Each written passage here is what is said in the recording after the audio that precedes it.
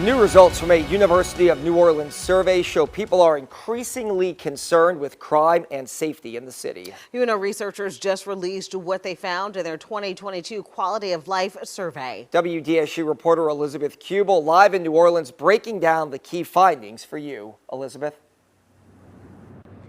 Yes, and researchers interviewed hundreds of people that live in Jefferson and Orleans parishes, and what it really comes down to for a large portion of them is the issue of crime.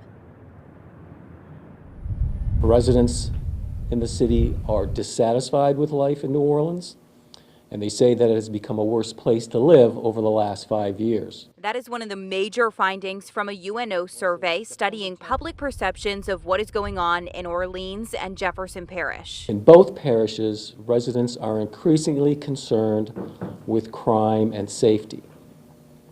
And in Orleans, residents lack confidence that the police can protect them. It's not a surprise. It's not a surprise. The survey results don't surprise this mom in uptown New Orleans. She worries about crime too, so much that she changes day-to-day errands with her 4 children. I try to not have my kids in the car when I get gas or when I run quick errands, and if I can avoid them being in the car at all, I really try to do that, just because if I'm going to encounter a situation where it's dangerous, I'd rather it just be me than have to worry about taking 4 kids out of the car at the same time. In fact, it has become such a concern for her that she made these car magnets reading, "Don't carjack me, kids inside." I think that it was just something that I just found so outrageous that you can stick it on a bumper sticker.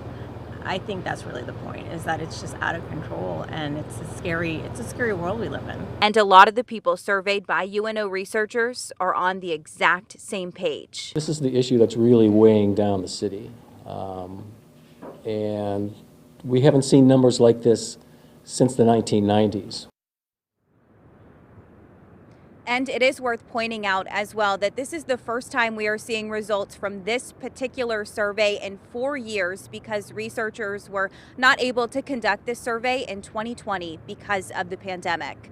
Live in New Orleans, I'm Elizabeth Kubel, WDSU News.